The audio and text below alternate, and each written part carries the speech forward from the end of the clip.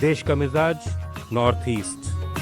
Let's mic देश का मिजाज और खबरें उत्तर पूर्व से। पूर्वोत्तर के एक जाने माने मीडिया हाउस का कॉन्क्लेव गुवाहाटी में संपन्न हुआ। समापन समारोह में राज्यपाल लक्ष्मण प्रसाद आचार्य ने प्रमुख 4 हस्तियों DN बेज बरुआ और पत्रकारिता में उत्कृष्टता जानहू बरुआ को सांस्कृतिक विकास में, डॉक्टर नरेंद्र नाथ दत्ता को व्यापार और उद्यमिता में तथा लाल सिंह LD सयान को खेल में उत्कृष्टता के लिए RG बरुआ स्मृति पुरस्कारों से नवाजा। समारोह में केंद्रीय मंत्री सर्बानंद सोनोवाल भी उपस्थित रहे। राज्यपाल आचार्य ने मीडिया हाउस की 8 दशक पुरानी विश्वसनीय पत्रकारिता को लोकतंत्र का मजबूत स्तंभ बताया और RG बरुआ की बहुआयामी विरासत को याद किया। सोनोवाल ने युवाओं से बरुआ के योगदान सीखने का आह्वान किया। इस मौके पर बोर्निंग आकाश चांगमाई को खेल, धृतिमोनी मेहता को संस्कृति अध्ययन तथा सानिम तीसु को मीडिया की फेलोशिप प्रदान की गई। समारोह जुबिन गर्ग के गीतों से समाप्त हुआ। त्रिपुरा में डिजिटल सुरक्षा मजबूत करने के लिए राज्य सरकार 11 नवंबर को अगरतला में साइबर भारत सेतु लॉन्च करेगी। केंद्रीय IT सचिव S कृष्णन कार्यक्रम के मुख्य सचिव होंगे।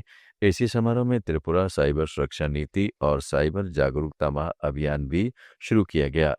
मुख्य सचिव जितेंद्र कुमार सिन्हा, पुलिस महानिदेशक अनुराग, IT सचिव किरण गिट्टे और CERT-IN के महानिदेशक डॉक्टर संजय बहल भी इस मौके पर मौजूद रहेंगे। IT निदेशक जया रागुल गेशन ने अगरतला में मीडिया से कहा कि केंद्र और राज्य के सहयोग से सुरक्षित डिजिटल पर्यावरण बनाया जाएगा।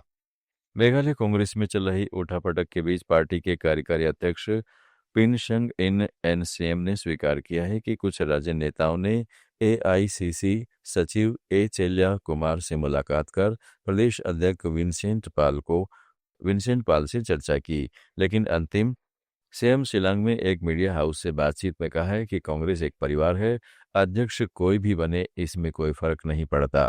पाला से उसके रिश्ते बहुत अच्छे हैं, मतभेद तो होते हैं लेकिन यह कोई आंतरिक कलह नहीं है। लेट्स माइक देश का मिजाज नॉर्थ ईस्ट। मणिपुर पुलिस ने पिछले 2 दिनों में 2 अलग अलग कार्रवाइयों में 5 लोगों को गिरफ्तार किया है।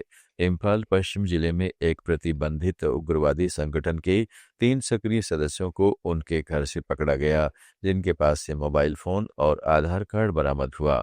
दूसरी कार्रवाई में इम्फाल पूर्व जिले में 2 व्यक्तियों को 1.5 किलोग्राम से अधिक नशीली गोलियां सहित एक लग्जरी वाहन के साथ दबोचा गया। दोनों मामलों की गहन जांच जारी है ताकि इनके बड़े नेटवर्क का पता लगाया जा सके। अरुणाचल प्रदेश में ईस्ट सियांग के निगलोंग सैनिक स्कूल में 1 नवंबर को 12 साल के 7वीं कक्षा के कैडेट की मौत के मामले में पुलिस ने पहले 8 नाबालिग सीनियर छात्रों को हिरासत में ले लिया था। अब 3 अधिकारियों, 2 हाउस मास्टर और हॉस्टल सुपरिटेंडेंट को लापरवाही के आरोप में गिरफ्तार किया है। इस बीच एक और घटना वेस्ट सियांग के ओलो में सेंट जेवियर्स इंटरनेशनल स्कूल की है, जहां 19 साल की 11वीं कक्षा के छात्र की लाश हॉस्टल वॉशरूम में फांसी पर लटकी मिली। CCTV फुटेज में आत्महत्या की पुष्टि हुई है। परिवार ने पोस्टमार्टम कराए बिना अंतिम संस्कार की अनुमति मांगी, जिसके बाद मामला वापस ले लिया गया। मिजोरम के किसानों और फूल उत्पादकों को बड़ी राहत मिलने वाली है।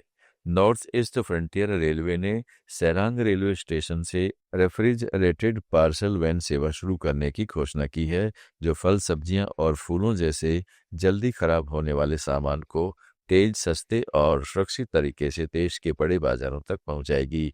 रेलवे के डिविजनल कमर्शियल मैनेजर ध्रुव ज्योति बर्मन ने आइजोल में प्रेस रिलीज में बताया कि कृषि विभाग और स्थानीय उत्पादों के साथ सर्वे के बाद यह फैसला लिया गया। 17 टन क्षमता वाली इस सेवा में सेरांग से गुवाहाटी तक का किराया 38,000, कोलकाता तक 98,000 और दिल्ली तक 2.5 लाख रुपए से अधिक होगा। आप सुन रहे थे let's mic more than radio. Follow कीजिए हमें हमारे सोशल मीडिया प्लेटफॉर्म्स पर। It's time for news. It's time for more than radio. Presenting the first radio news app, Let's Mic. Let's Mic, a news-based app on your phone where you get to watch and listen news